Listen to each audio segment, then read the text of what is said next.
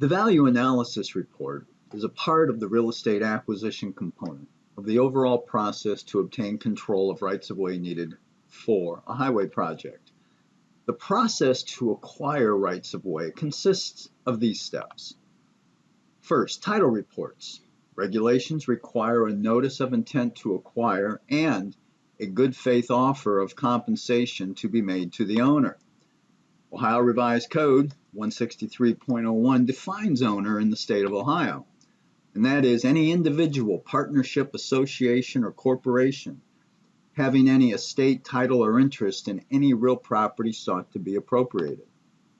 Ownership of the part taken for the project is to be identified, and a title report is completed to determine the owner. The procedure for preparing title reports is described in Section 5100 of the ODOT Real Estate Manual. Next is the valuation process.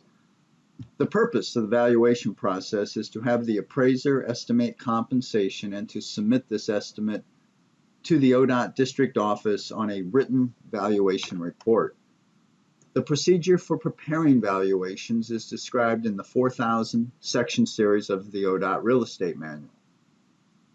Regulations require a good faith offer of compensation to be made to the owner, and that's right out of Ohio Revised Code.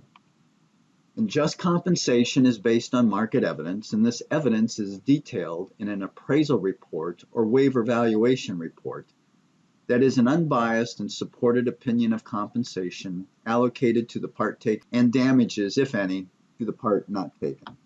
The valuation process is a critical component of the overall acquisition process because no offer can be made and no negotiations can be initiated until compensation, also known as FMVE, is established by the agency.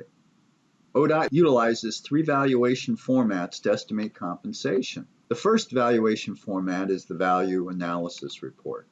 When the part taken from the whole creates an uncomplicated valuation problem and the anticipated compensation is $10,000 or less, ODOT will implement the waiver of appraisal provision and regulation and will utilize the value analysis report, where the whole property before the taking is identified. Improvements outside the part taken are not considered because the appraisal scoping checklist has documented the taking is nominal and does not adversely affect the residue property. Therefore, it's obvious that the residue property suffers no diminution in value, also known as damages. The whole is valued as a vacant site based on its highest and best use, and the value of the whole is allocated to the part taken. Nominal improvements in the take area, temporary construction easements, and nominal cost to cure are also considered in the compensation estimate. The second valuation format ODOT uses is known as the value finding appraisal report. When the part taken from the whole property creates an uncomplicated valuation problem and the anticipated compensation is $65,000 or less, ODOT will use a limited scope appraisal. This is known as the value finding appraisal report.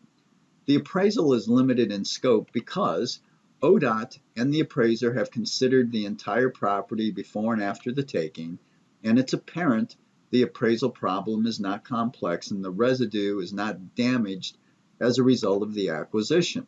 The scope of work limits the analysis to a determination of the unit value of the whole property as a vacant site and an estimate of compensation for the part taken and site improvements taken. The approach to value is limited to the sales comparison approach to estimate a unit value for the whole property as a vacant site based on the site's highest and best use. The appraisal scoping checklist has documented the taking does not adversely affect the residue property. The valuation process for the value finding appraisal report is similar to the value analysis report in that the whole is valued as a vacant site based on its highest and best use. The value of the whole is allocated to the part taken. Nominal improvements in the take area, temporary construction easements, and nominal cost to cure can be considered in the compensation estimate. And the last or third valuation format is known as the right-of-way appraisal report.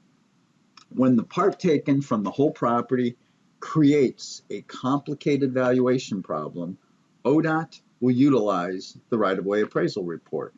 The whole property is valued before the taking, ignoring any influence of the project. Valuation of the part taken is estimated based on an allocation of value from the whole property before the taking.